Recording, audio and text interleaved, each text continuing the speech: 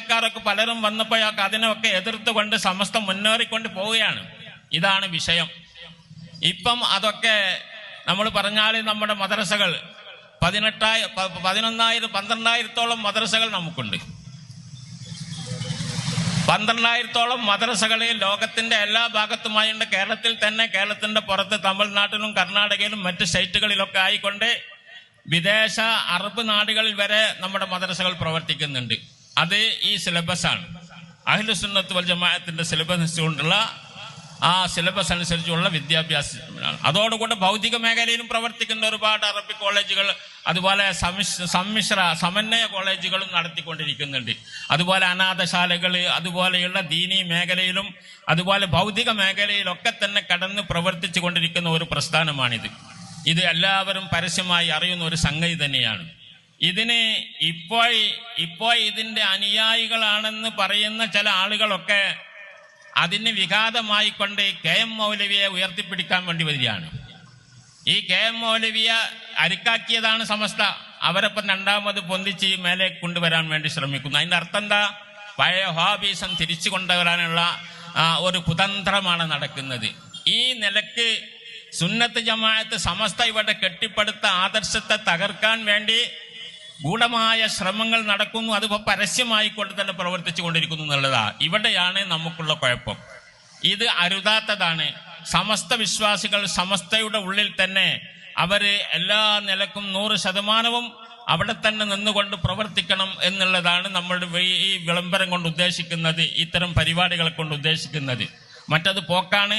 നമ്മുടെ മഹാന്മാർ നമുക്ക് കാണിച്ചു തന്ന വഴിവിട്ട കളിയാണ്. അത് ഒരിക്കലും നിലനിർത്താൻ പാടില്ല, അത് വളർത്താൻ പാടില്ല, അത് എതിർക്കപ്പെടേണ്ടതാണ്. നമ്മുടെ മഹല്ലുകളിൽ നുഴഞ്ഞു കയറുന്ന ജമാഅത്തെ ഇസ്ലാമിയും അതുപോലെ തന്നെ വഹാബീസും ഒക്കെ നമ്മൾ ശ്രദ്ധിക്കണം.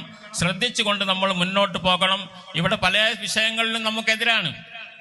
പല വിഷയങ്ങളിലും ഇസ്ലാം വളരെ കർശനമായി നിരോധിച്ച കാര്യങ്ങളൊക്കെ അവർ പുറത്തേക്ക് കൊണ്ടുവരിക, ഹലാലാക്കിയാണ്. ഇസ്ലാം ഹറാമാക്കിയത് ഹലാലാക്കുന്നു, ഹലാലാക്കിയതിനെ ഹറാമാക്കുന്നു. ഈ തരത്തിലുള്ള പ്രവർത്തനങ്ങൾ പലതും നടക്കുന്നു.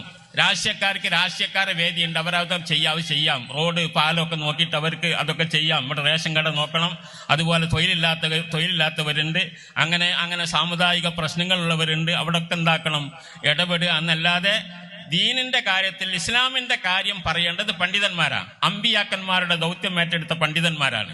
അതിൽ കടന്ന് കളിക്കരുത്. സമസ്തയുടെ ഉള്ളിലേക്ക് രാഷ്ട്രീയക്കാരെന്താക്കണ്ട, ഇറങ്ങി വരേണ്ടതില്ല എന്ന് നമ്മൾ പറയുന്നു. ഇത് അവർക്കൊരു വിരോധമായി തോന്നി. നമ്മൾ എന്ത് ചെയ്യാനാ? രാഷ്ട്രീയക്കാർ പണിയെടുത്തോട്ടെ.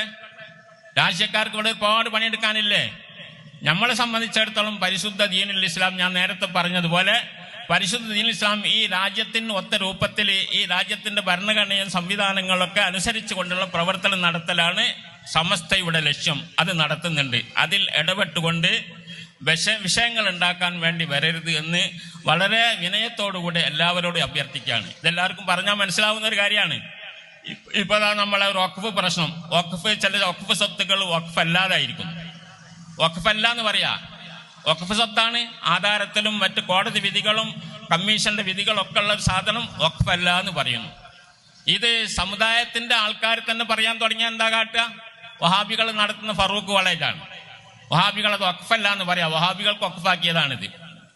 വഹാബി കോളേജിന് വഖഫാക്കിയ ഈ സാധനം മുനമ്പത്തെ 407 ഏക്കർ, ആ ഏക്കർ വഖഫാണ്.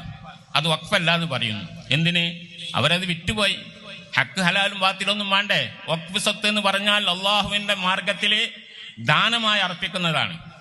അത് വിൽക്കാൻ പാടില്ല, കൊടുക്കാൻ പാടില്ല. അതിന് അവകാശികളായിട്ട് ദുനിയാവിൽ ആരുമില്ല.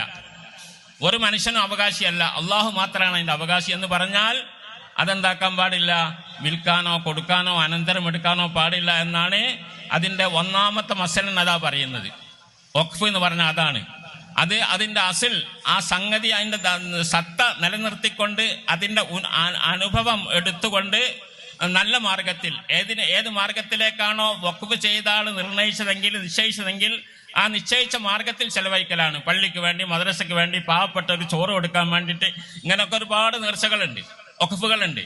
ആ വഖഫുകൾ ആ രൂപത്തിൽ തന്നെ ചെയ്യണം, അല്ലാതെ വിൽക്കാൻ പാടില്ല. എന്നാൽ വഹാബികൾ അത് വിറ്റ് കളഞ്ഞു. അതാണ് ഇവരുടെ പ്രവൃത്തി. അതുപോലെ പിന്നെ ജക്കാത്തിനൊക്കെ ഒരു നിയമമുണ്ട്. ജക്കാത്ത്